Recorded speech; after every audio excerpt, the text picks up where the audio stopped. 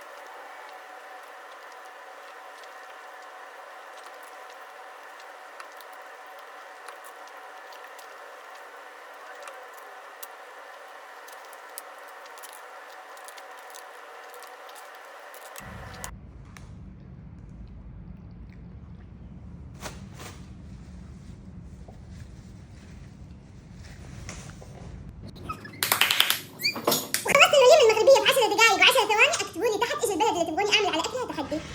ودحين جاوبت ترفع. هذا شكلها من جوا.